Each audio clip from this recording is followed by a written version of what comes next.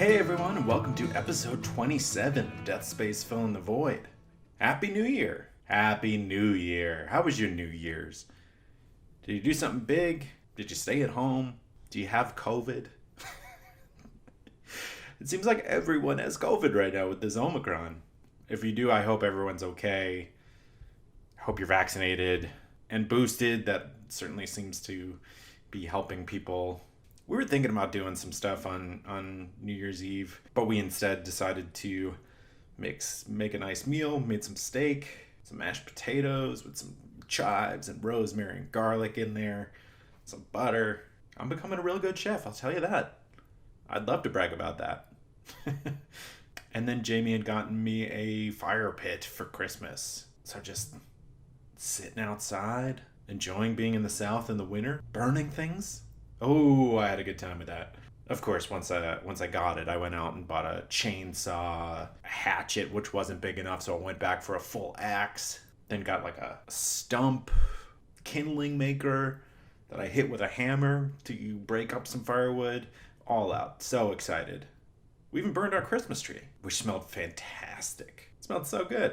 Just wow. If you've never done that before, it makes you realize how much of a fire hazard your Christmas tree is. Because it didn't just go on fire, it like exploded on fire. But yeah, there's nothing more calming than just looking at a fire, hanging out, smoked a cigar out there. I'm finally becoming the man I wanted to be. Well, I hope you had a great, happy, and safe New Year's Eve. We've got another great interview for you today. I interviewed Gabriela Fuchs, who runs a project called Interstella, basically meaning that we're made of stars, which we are, which is kind of cool. Basically, just to give you some quick background, she of course explains all this. She looked at her father's ashes under a microscope, and the picture is so stunning. I'll definitely share it on the show's social media, or you can go to her Instagram, Interstella, INNERSTELA. It's very shocking, and she tells the story of how and why she did this, and now she does this for other people whose bodies have been cremated. She can take a similar image of your loved one, and it'll look different and unique to them. It looks like a picture from the Hubble telescope. I'm serious. It's incredible. And of course, people ascribe different meanings to it based on their thoughts and their beliefs, and that's what it's for, right? It's for you can assign whatever meaning you want to it, but the pictures are beautiful. And so, yeah, we had a very thought-provoking discussion about grief and her process and how this project has changed her outlook on life. Before we make our way over to the interview, just want to remind you to check the show out on Facebook, Instagram, Twitter, and YouTube. And if you're liking the show, to please remember, rate and review it. All right, thank you so much for listening, and enjoy. Joining me now on the podcast is Gabriela Fuchs. Did I say that right? I've messed it up already. Yeah, you did. Okay, great. Joining me from Mexico City, Gabriela, thank you so much for your time. Thank you. This is very good. You're doing this podcast and disclosing the whole subject around grieving. We so need this. Yeah, it's been a very interesting ride from starting this podcast and just learning a lot about death and a lot of people expressing that they don't feel like there is a space for us to communicate as a general society. Why don't you start by telling everyone a little bit about yourself to get things started? Yes. So as you mentioned, we connected through social media. I have this Instagram account, it's Interstella, and the name comes from our inner stars, basically. So when my father passed in 2012, I remember it was very interesting because we went to leave his ashes at his farm. He had a horse farm. And when we were leaving the farm, there was a need in me to just take his ashes with me and look at them into a microscope. And I didn't even wonder where those ideas were coming from. I just did it, Mm-hmm. But I kind of had to sneak away from my family to do that, because how can you explain anyone like, hey, I'm going to take a look at my father's ashes under a microscope. Right. And that was kind of like it was gated. kind of thing. I was doing it. I didn't want to tell anyone. It was kind of weird, you know? Are you a scientist? Do you have like a microscope in your house or? No, no, I'm not a scientist. My family, all my uncles and aunts, and my parents are doctors, or my father was a doctor, my mom is a doctor. Everyone is a scientist, physicist, biologist, genetist. I don't know how to pronounce that.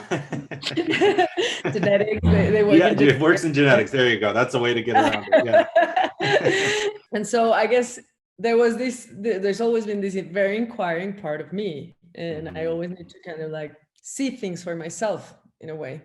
Mm. But I really couldn't understand what was going on because I was feeling emotions I never felt, you know?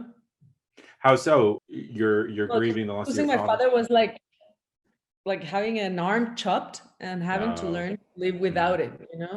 It was weird. It's like, well, I remember I was lying in bed one day and I heard someone walking. I was at my mom's house.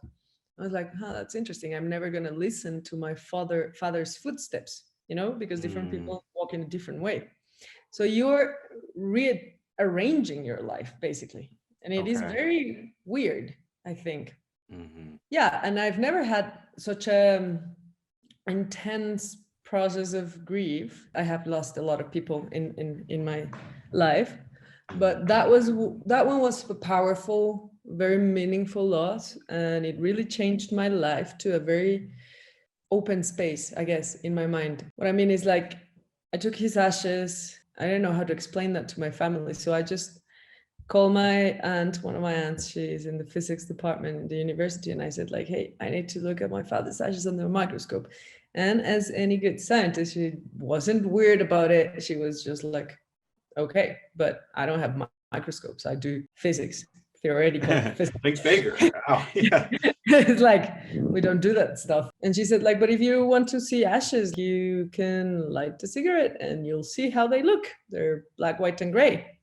And then she's like, well, I'll put you in touch just for you to talk to people. So I Hmm. talked to people in chemistry, people in biology, all PhDs, or like very accomplished and educated people. And they all told me I was going to observe black, white, and gray, and that human ashes had been observed under microscopes since the beginning of microscopes, and that was the result. Hmm. So after these phone calls, and I was told not that I couldn't use them because I was not a student at the university, nor was I a researcher.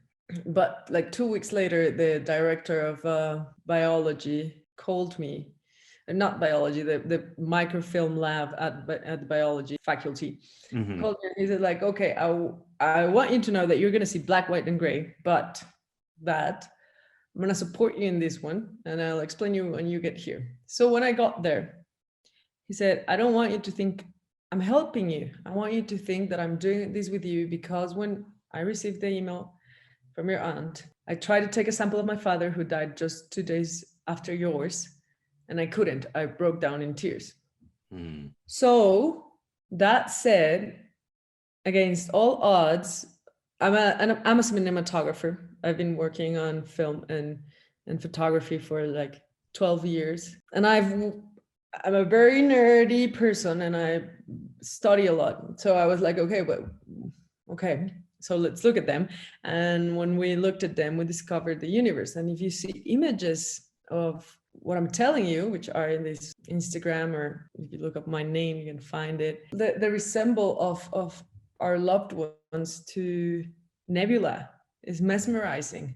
But what happened to me in that moment, not only was I in awe with the images, like an entire like a process of questioning came into me, because when you feel there's a separation, I started to feel a reconnection, Mm. you know. Well, to provide the context for people who haven't seen it, and I do encourage you to go to the Interstellar Instagram account, because it looks like it's an image taken from, let's say, the Hubble telescope, right? It looks like you're looking at a nebula, or the formation of stars, or that kind of image. So yeah, I wanted to just provide that context. So why was that image different? I mean, you're around all of these scientists. Yeah, I'll let you take it away. I'm so curious what the answer is. Well, the answer is it's big and complicated, but I have a short answer for that. I don't think it was observed a lot, like ashes on the microscope, because we do have taboos around death. Mm-hmm. When I left the microscope that time, when I saw my father's ashes, I was happy. And this was Mm. very soon after he died. I was feeling complete, you know? How so? Why what about that image changed your grief? Well, I guess this is something in our DNA, honestly, because as humans, since beginning of our human time, we've been looking up to the stars Mm-hmm. to find answers, to guide us, to explore. I mean, we Mm-hmm. we have like a very intimate relationship with space. I mean, there wouldn't be any other way because we are it. We're part of it, right? Of course, yeah. And our bodies used to be in stars and Exactly. elsewhere. Yes. Exactly. So that's what I meant when you come in. I was coming into this lab with all these emotions of disconnection, of like I lost my father. I was skip hopping when I left the microscope because I was feeling connected and complete. And also I felt like, wow, I need to share this, Mm-hmm. but it was like exactly like the same kind of way when I was like I need to look into his ashes. It was like I didn't question it, but honestly I haven't used a microscope since I was in high school, Mm-hmm. you know so it was kind of like just something in my mind that just woke up like Mm. that and had this idea or something. It's actually more like an instinctive thing, like when you're hungry and you don't say like maybe I'm hungry. You know you're hungry, you're feeling it, right? And when I left the microscope I was like, I'm just an accomplice, I'm not doing anything here. This thing that I just saw has a path of its own, so for a year. Oh yeah, but I came with the camera to my aunt. She was in her office and she's like, "Look at this!" And she's such a beautiful scientist, but kind of hermetic, And Mm-hmm. and she's like, I wouldn't think of that. Okay, this is very interesting." And that was all she said. So I love that because we're like that in our family. We're like very loving, but some of us could be a little like people would say like you're cold, but it's not. It is just a different way of communicating, Mm-hmm. Very And scientific method.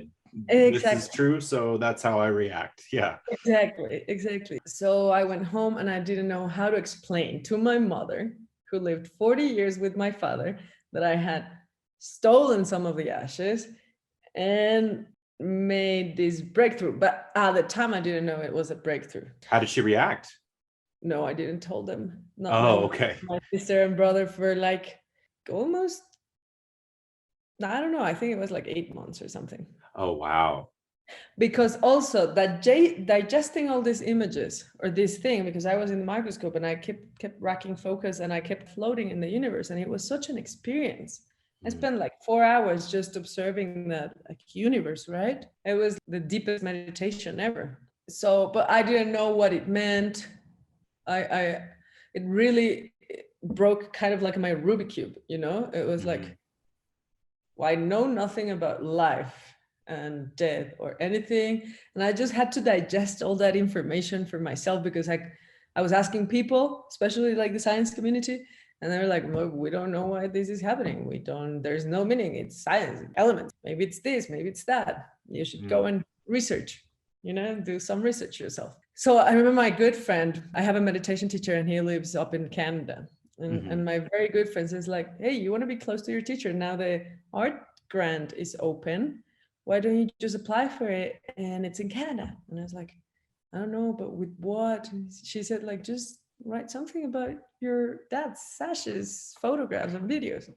So I did, and I got the scholarship, and that's where everything became like a deep research, Right. like, Congratulations on that.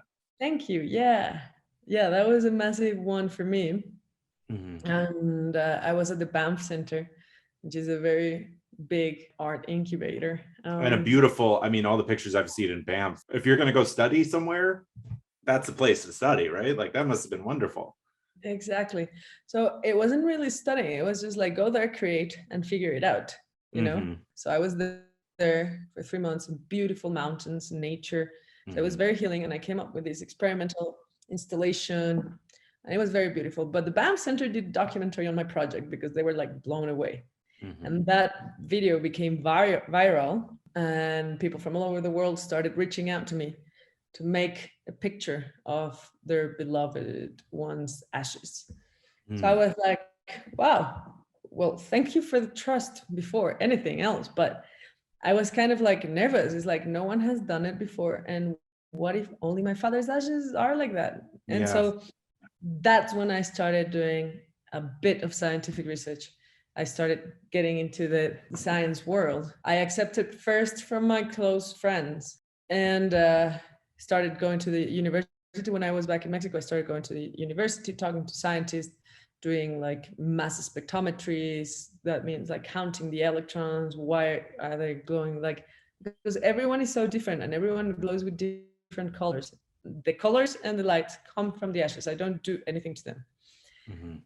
So all the whys and hows, I needed to solve them. So I also had grants in Concordia University in Montreal. I worked a little bit with people at ASU and a lot of like the university here in Mexico, the advanced microscopy lab here. So a lot of research, connecting the dots. But then after like 5 years of doing that, I was like, I lost track. I never started doing this for getting a scientific paper. Mm-hmm. And people kept asking me to do the photographs of the ashes. And a good friend of mine died. And so his cousins and mother asked me to do the picture of him. And I was there in the lab and I started cheering because I was like, wow, people keep asking me to do that. I cannot just look away from that. Mm-hmm. And so the journey of like doing it bigger and bigger for people started there. My friend's cousin had an idea. It's like, why don't we film people when they get the ashes, when they deliver them and when they get them? And so we started doing that with our friends, only with close people. And you can see the reactions and the faces, and they come like gloomy and gray, and then there's a brightness that starts growing. And it's very meaningful because you feel connected, because it's so intimate, right? Mm-hmm. It really comes from the ashes of a person you knew, and that image, whatever it represents to me, is not going to be the same that it represents to you because you never met my father. Mm-hmm. But for me, they are mind-blowing. And if you have lost someone, that image of your loved one for you will be like a portrait. That's when I realized that I was on the wrong path, and I had done everything I could, which actually all this scientific process actually helped me. Things in life are a process, and sometimes we're too eager to get results. And just having more patience with pain, for me that was an experience, right? Just have patience with my pain, with all the people that come to me. It's just like, I mean, we all have the right to do whatever we want with our emotions if we're not hurting anyone. Mm-hmm. We have to explore them. And I don't think we have that in our current situation with the whole process of going to the funeral home or the process of grieving. And we sometimes we get ashamed of how we deal with it. Yeah. And people tell me like a lot of stories, like I when my grandfather died, I did this and put some ashes on a drink and I drank, but they're very ashamed to tell this to people. And for me, after what I learned is like, it's okay, only you know how to get out of your pain. Listen to your gut. Yeah. Yeah. Right. You Yeah, trust your gut with walking down the street at night to not go a certain way, or in finding a significant other, you're trusting your gut. Why not trust your gut through grief as well? exactly. And a lot of people tell me about, but oh, what you did is so beautiful, but like what I did is so shameful. And I said, no, because the only difference is that the result I got is flashy. Yeah. But Yeah. what if it was, I don't know, something disgusting or anything? It doesn't Mm-hmm. matter. It was my own process. Yeah. And now people is like using my experience as their process. And it's beautiful to see, to connect with them. And there's like a whole thing that I've been learning is like, we don't talk about it. We don't talk about it. Yeah. And it hurts so many people that we don't. If we did, I feel like we'd be less afraid of death. We'd be more in tune in our emotions and have a plan or to find a way through, right? And that's why I started this, to like take a collection of stories of people, because maybe something you hear in one episode helps you, but you hear something different, and you kind of piecemeal these different stories into coming up with some ideas that can help you in your journey. Correct. Yeah. So I just want to tell you a little story. Before the name of my project was Interstella, it was Mm-hmm. Dead Soon. You know, Oh, okay. that was the name of it for almost, okay, so for 8 years. I just changed it this year, 9 years. It was Dead Soon. Mm-hmm. Because everyone, I'm going to be dead soon, you're going to be dead soon. Mm-hmm. And what I realized when I was in my grief process was that I was more open. I mean, I didn't realize this when I was grieving, after, just looking back, Mm-hmm. and how much I valued people that came and gave me a hug, Mm-hmm. and all the little things. I started valuing them a lot. So I started with this theory, and this is why the project was called Dead Soon. Is like, if we look at each other right now, and when we finish this call, we say goodbye, but knowing that this might be the last time, we start strengthening the muscle of empathy. Mm-hmm. You know, Absolutely. we start connecting, because the thing is that we're so afraid of facts, but facts are facts. You cannot. But if we work our lives with facts, we have, first of all, more security, and second of all, security gives you the ability to be open and kind and Mm-hmm. empathetic. I think so. And I changed the name because people was shocked, and they would call me and ask me, like I would send them this little envelope with container that said Dead Soon. People Mm-hmm. were really shocked. So also I was like, well, I was brought up like that, but not all of us. Mm-hmm. So, and I realized I wasn't being empathetic. I wasn't supporting people during their process. Mm-hmm. So I rebranded the whole thing and changed it for something that actually spoke about the project itself and not about the truths I believe in. It's a great name, just like we're all made up of the Stop. universe. I feel like it perfectly encapsulates what you're doing. Yeah, I always encourage people to explore their own emotions and their Mm-hmm. pain. And there's nothing to feel ashamed of. No, it's We like you should said, be as long as you're not ashamed hurting of someone. pointing fingers at feelings, and Mm-hmm. people hurting. We Right. should be ashamed of so many things we do as humans. Of course. Well, I'm curious. I have a bunch of questions for you. I'm curious, what is the actual process, right? I'm thinking of a microscope. How do you get that image? It's a patented process, so I cannot tell Okay.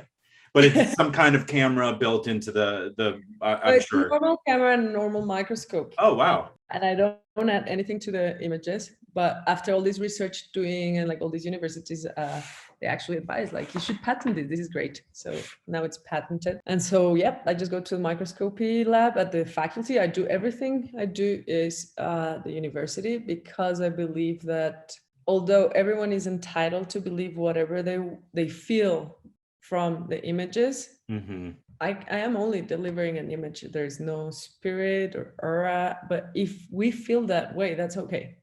You know? Sure. Yeah. It, just like any other art, it's open to the viewer's Yeah, perspective. Yes. exactly. Yeah.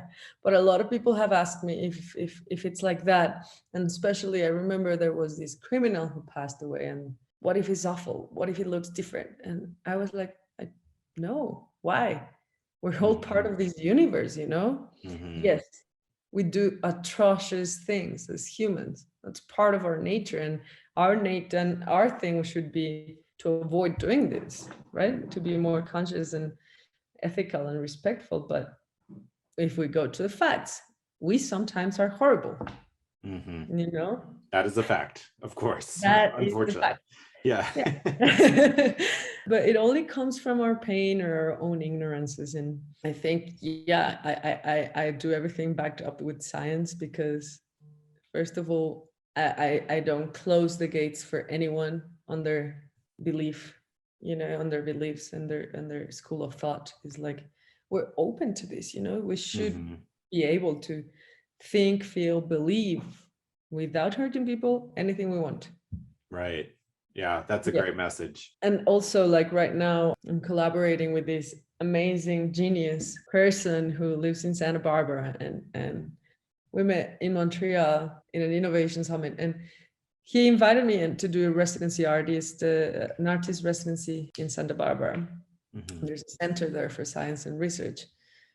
And now he's going to be testing and the physiological stimuli and the brain behavior when people receive the images of their beloved ones. Oh, So that very we can interesting. scientifically prove that there is a segregation of whatever, dopamine, we don't know, serotonin, but that it actually helps people to release the hormones that actually make you feel better.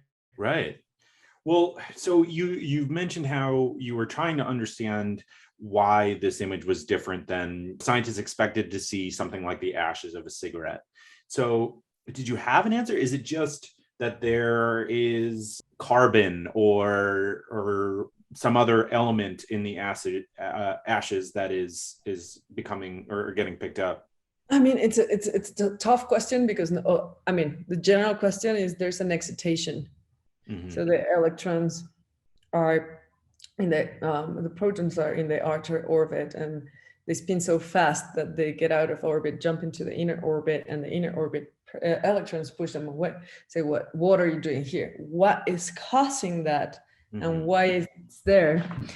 It is tough because, see, when we eat different things, we breathe different air, we drink different water, and all of that has like trace elements, right? And then you burn them, you calcinate them. One of the first theories people started saying in the internet is like, oh, it's phosphorus, because phosphorus, it's fluorescent. It's like, yeah, but phosphorus has a gamma of colors, and you can light a match, and there you go, it's gone, right? Right. These went through like 103,000, 1300 Celsius. So you destroy a lot of the qualities of all elements, basically. Got it. Much like when you toast bread, it becomes something different, right? Like when the body has gone through something like that, it's not as it once was. Exactly. And the elements and everything is not as it once was. And there is a lot of research still that we're working on doing, but it really, really, really, like, we're so different. We live in some different environments, that to get like a standard answer to your question would be, I don't know, it would take many, many, many, many years to come up with that answer. Right now, there's a lot of answers to that question. Sure. But the main takeaway is that seemingly, I mean, at least in your experience and what you've witnessed other people, there's some kind of profound change when people who are grieving see these images. For you, can you go back and kind of describe how you felt changed from before this image to when you're looking at it for the first time? For sure. How did that change your grief or your perspective on life? I remember before I saw the images or the ashes, reality was kind of off, it's like you're working, walking, eating, but you're kind of not there somehow. I don't know if that makes sense. Well, when you're grieving, you can feel like you're half in the spirit world where you're just kind of floating through in this fog or this haze. So do you think that that's how you felt, or that's how I've felt in the past when I've been grieving? Sort of, but I was also very like present in the way that I was observing a lot. I remember I was sitting one day, I just was in the park, and I don't know, like, I just needed to stop. I sat on the park, on the floor, and started observing people. and then like their movement was almost off, you know, like with a delay or something. I don't Mm, know. It was weird. My thing is that I am very curious, and I start questioning, what are these people thinking about? mm, 2 days ago, I was playing like that in this same park or something, or mhm. walking the dog, or what do we think all day? What am I doing? Like, what is the like? I was just 1,000 miles per hour, questioning everything in my life. That's what I mean. Like, I wasn't here, but I was. Yeah, Were you it was. like that before your dad passed? Have you always been the type of person to question things, or did that his death change you in that way, make you I start to was. question things? I was, but I don't think I did it with the humbleness I was doing it back then. Mm, okay. And that's a very different way of doing things, of questioning, because sometimes, most of the time, we question people to prove we're right, Mm-hmm. not to find answers, just to prove we're right. Mm-hmm. So at that very moment, I was just open to questioning. I wasn't expecting anything. I wasn't trying to prove anything, you know, I was just there, like trying to figure out the meaning of my own life, to give it some kind of sense or direction. And it was very painful. I don't know, I would be okay. And then out of nowhere, I would start crying, which is normal for grieving, you know? Yeah. You remember something, you're walking through a street that you walk with that person, and all these images, all these memories come. Mm-hmm. You're not going to remember, you're not going to hear your father's footsteps. It's little things like that, right? You know, how they fall asleep on the couch, or this or that, what their favorite foods. There's just anything could trigger a reaction like that. Yeah, and I want to share with you something very intimate. But I remember sometimes we're so tough with ourselves and our emotions and our process, and we don't even know that until it's like really 20 years after, you know. Mm, But I remember I said, okay, so if I ever get married, he's not going to walk me in the yeah. alley. Yeah. And I didn't have a partner for 6 or 7 years. Mm, That was in the back of my mind. I guess a lot of us do these things to ourselves, and it's just, I guess it's unfair because we're trained to blame ourselves and to feel guilty, but it's got nothing to do with us. We are all going to die, and it's impermanence. There's a beauty in it. I remember I would tell this to myself, like, if everything is impermanent, then this pain has to be impermanent. And I that's would such a pretend that. beautiful thing. Yeah. Yeah. I did an episode on how the universe itself will end, where I interviewed a physicist who talked about how eventually every atom will be infinitely away from every other atom. And if that's true, the bad day that you're having won't stay, right? That I haven't even thought of that. I love that Yeah. everything is impermanent, meaning the bad stuff. The bad stuff. Yeah, the bad people, the bad guys, and your bad day. Mm-hmm. Everything is impermanent, right? And then that's what I'm telling you. It's like you become very open because not only you are impermanent, and who knows, like, maybe I cross the street. I don't want that, but like something happens, you know. The water I drank is impermanent because it's already in my body. It's changing its composition inside my body. It's being separated. And these images, I had a lot of scientists and people telling me it's just like what Carl Sagan said. We're made of Mm, star stuff, but you just prove it visually.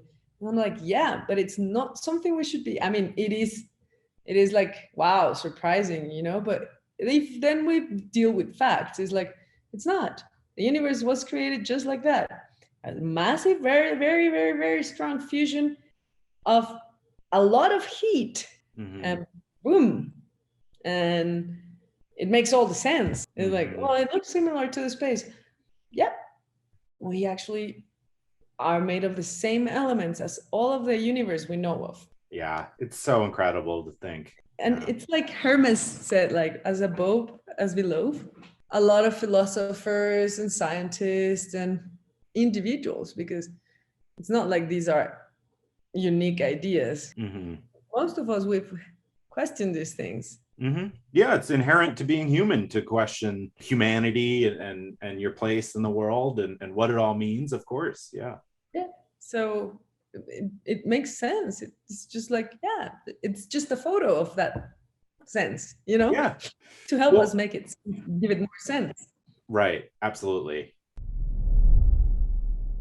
If you're listening to this podcast, one of the reasons may be because you're interested in having your death or a loved one's death be celebrated in a different way, to think outside the box a little bit. I personally really like the idea of that. And that's why I'm partnering with a company called Spirit Vessel, who creates these guided, personalized ceremonies for yourself or a loved one. Well, just to give you a little bit of background, Spirit Vessel is a sister owned company that is bringing sacred ceremonies around death back into the home in a beautiful and meaningful way.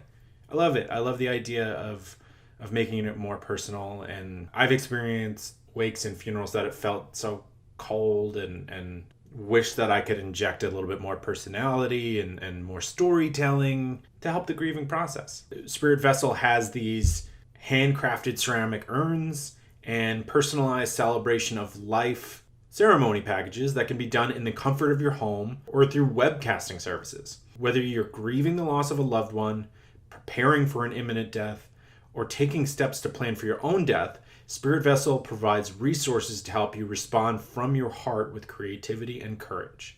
So basically, you can design your own creative and personalized intimate ceremony that represents the person who you're celebrating. And there's also tips to help people who are grieving going forward. So whether you're interested in the celebration of life ceremony packages, or you'd like to check out or order one of their handcrafted ceramic urns, which are so cool, by the way, check out Spirit Vessel. And if you do order anything, feel free to use the promo code DEATHSPACE for free shipping. If you're like me, it can be really hard to come up with the words to say in a card. I know, I always laugh too, because talk about 10 years of improv training down the drain. Not being able to come up with anything. But that's especially so. I don't know why I can say especially. There you go. Perfect. I can say it. During times of grief, or when someone loses someone. But thankfully, there's the Cardist Studio. There are no words to comfort in a time of deep loss, but you send a card because you care. Yeah, because as we've learned through this podcast, sending something, saying anything, is better than saying nothing. The Cardist Studio creates your message, writes it in your card, and mails it for you. See? They'll help you out. You have the intention, the cardist has the words, bing, bang, boom. All you do is pick the card and tell why you're sending it. No anxiety, all care. For a message from your heart, but not your hands. Just sit back and enjoy your relationships. You don't want to have that awkward feeling like, was that too much? Did I say too much? Am I talking too much? As I'm literally talking too much? As opposed to figuratively talking too much, Pat. All right. My inner voice is kind of mean to me. TheCardistStudio.com, thoughtful, just got easy. And better yet, you can use the promo code DEATHPOD, one word, for 10% off all orders. You ever lie in your resume? Huh? Look at me. Look at me when you're lying. No, you should never do that. That's a terrible idea. But it can be daunting to look at a job listing, see everything that you have and things that you probably don't have. But we can fix that with My Software Tutor. My Software Tutor offers 3 levels of real-time Zoom-based courses with a live instructor. So I'm going to keep you on task. They've seen it. They've heard it. They've seen the resumes. They know the holes. But they're here to help. They'll deliver practical, functional business skills in a friendly and supportive environment. It'd be funny if it really wasn't a supportive environment. Like, when are you going to understand this? Of course, that's not the case. That's just the anxiety or reliving fear dreams we had as children. These courses will increase your marketability. The job market couldn't be better right now. So it's a perfect time to invest in yourself and improve that resume. Whether you're an employee, job seeker, consultant, or contractor. You can sign up for these classes at mysoftwaretutor.com and use the promo code POD20 to save 20% off all registrations. Would you look at that? All right. Enjoy that new job. So what you're describing here is seeing the universe in your father's ashes, and that in you brings out a sense of we should be kind and appreciative and have empathy. I could see other people having this reaction and going the other way, becoming more drawn in or more suspicious of other people, like taking the opposite approach, which is I guess unfortunate. Do you think that's the case? I've met people that have gone through that process for sure, but not with the images, not with the ashes. They're like the inner stella, as you find kind of, you feel part of something, you feel connected, but you also understand that is one of the most important things that I understood, but I didn't understood it conceptually. I was kind of looking at it. We're all the same. Yeah. We're Isn't that all the wonderful? same. And Yeah. you see it. Yeah, of course, there's difference in the galaxies, but we're all the same. And I guess in a deep psychology, seeing light and color maybe has something to do with this getting out of there, like this catch of breath that people take when they see the images of their loved ones. Yeah. Yeah, that's why we want to measure it, because we believe it can really, really help people, but we're still also we don't believe in just believe. Right. Of course. I love that. Just that. Let's have some science back it up. Yeah. That's Because we're living the era of misinformation, and I've met a lot of people that in their seek for healing end up in these very weird places, and people take advantage of that you're vulnerable. I mean, that's the first thing a funerary home does, is take advantage of your situation. So you sign a paper and you put yourself in debt. But I believe there's a lot of semi-gurus out there, or people that do not have a medical training, giving experimental drugs or hallucinogens. I'm not saying anything of this is good or bad. I'm just saying, if there's no training behind, or someone that can be responsible for a situation like that, sometimes things go wrong, because we have all these things locked up in our brains. What I mentioned, like, I didn't want to have a partner, and I didn't know why. I was just like, focus on my work. And then I realized, oh, I remember I said that when my father died. And now I've been missing out from like being happy with someone. Well, it's great you were able to recognize that and make changes that could help you become happier. But this is the things that we go through when we're grieving, and you put it all onto you. It's also a way of deflecting almost. Yeah, and it's what I'm saying that I experienced when I saw my father's ashes, was a sense of a place.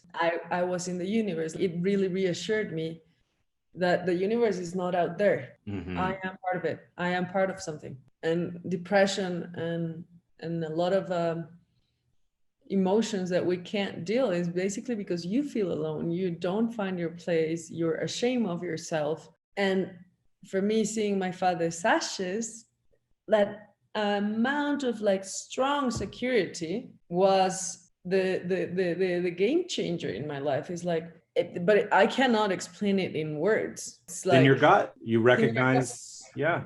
More than in your gut, it's like you see who you were before and who you are now. That's when you get to the point in your life when you say, like, I honestly don't have anything to prove to anyone or myself. I'm okay. That's like a rest. Like, you take off the backpack. It's like, and he gave me that. And I remember saying, like, wow, even his death was a sign of love, was a teaching of love. Another lesson that he could impart. Yeah. Cosmic, universal, beautiful lesson, Yeah. How did your mom eventually react when she found out? She was very moved. Oh, great. She was very moved. She was speechless for a bit, the first 10 minutes. And she smiled, because she won't accept it, but she was very depressed. But she's a very tough woman, and she keeps doing what she's been used to do. But yeah, she couldn't sleep. And the vibe, like when someone is depressed, the entire house becomes depressing. Yeah. And when I finally show her the images, yeah, she smiled. She loves it. She has a big one, like a light box. I have one there. That's beautiful. Yeah, thank you. And she has, maybe I can find it for you, but yeah. And my sister, both, they were like, wow. Yeah. Well, it's almost like a reminder that he's not quote unquote gone. He's a part of this symphony that of the universe, right? Like, and that's so peaceful. You just nailed it. Yeah, there's this thing I said to a friend and then my partner Mm-hmm. when his father passed. I met him after his father passed, but then when we met and I showed him my project and we started talking about it, he said it the same way. It's like, I now realize that my father was never here, nor he has ever left. He's in the same place he's always been, Mm-hmm. in the universe. And Mm-hmm. he's in my memories, but he's somewhere, somehow, in some form, still hanging out. I want to Yep. show you my father's ashes. Oh my goodness. I'm telling everyone who's listening, you need to check these images out. There is, I mean, this whole interview, you've talked about how profound it is. It's just, it's jaw dropping. It's life changing to think. Yeah, it's something that has to be experienced by, we're in an audio medium here, and this is a visual thing. So I'm just encouraging people to seek it out and look for themselves. And it's a great time to have a conversation with yourself when you see these images about how do you feel? How does this, maybe you're grieving, or unfortunately you will eventually grieve. How does this, it's a good way to spark a conversation about death for you, I think. For sure. Yeah. Yeah. Yeah. And for me, the process of grieving should be expected as birthing, because it's when we are most vulnerable and we can get in touch with ourselves. Mm-hmm. And from there, I think many great things can come. Yeah, you can stop being so hard on yourself and find it. It's a path out of potentially destructive patterns, like you're saying, that you can find your way out of. Yeah. Yeah. So how can people be involved with Interstella? Send messages, questions. If anyone wants to have a, if anyone lost someone and wants to have a picture, like there's a website, they can reach out through the Instagram. It's me replying to the messages. There's Okay. no bot or random people, because it comes from my own experience, and it's a very delicate time. You, as a person who lost someone, want to know that on the other side there's a person that actually understands what you're going through, Mm-hmm. right? Absolutely. That's so powerful. Yeah. So yeah, get in touch. I'm here. Well, that's great. Thank you for holding space for people like that. I know it's really, really helpful when people need that. Yeah. Yeah. And there's some TED talks that I gave, and where you can actually understand what the images and the experience and like the process. But I guess I told you everything. But it's I don't know nice. if you're I gonna mean, put TED Talks images, are but fun to I watch. think yeah, these are small. So if you don't have time, you get like a good summary.